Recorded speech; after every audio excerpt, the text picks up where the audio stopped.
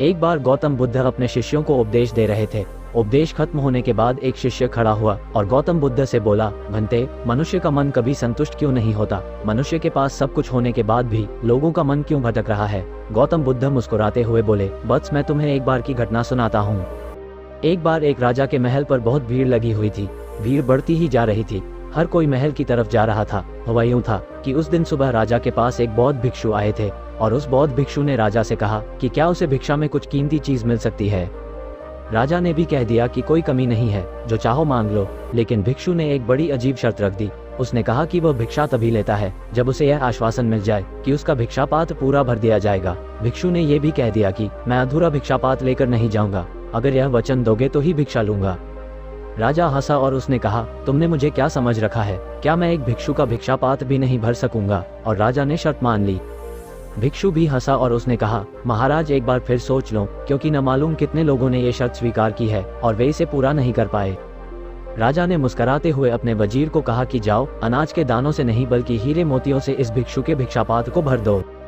भिक्षु ने दोबारा टोकने की कोशिश करी, पर राजा ने वजीर से कहा, समय बर्बाद मत करो, जाओ और उसके भिक्षापात्र को हीरे मोतियों से भर दो।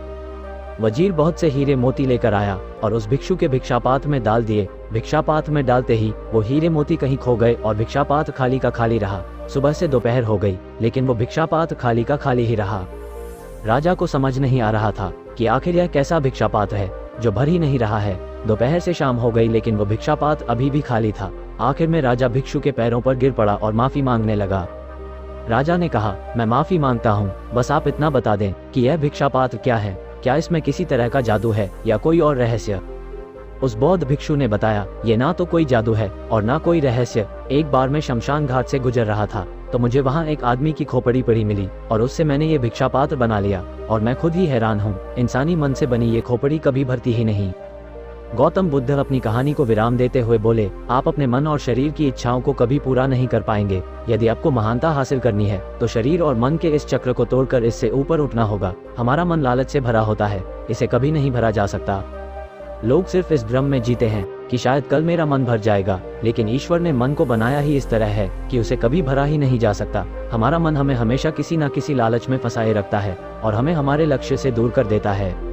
जो लोग अपने मन को कंट्रोल करके लगातार अपनी सफलता के लिए काम करते हैं, वही लोग दुनिया में आगे बढ़ पाते हैं। इसलिए अपने मन को ऐसी चीजों से हमेशा दूर रखें जो आपके जीवन में मुसीबत खड़ी कर सकती हैं। अपने मन को उतने में ही संतुष्ट रखना सीखें जितना आपको मिलता है। जरूरत से ज्यादा चीजों की चाहत रखना अक्सर हमारे दुखों का कारण बनती है।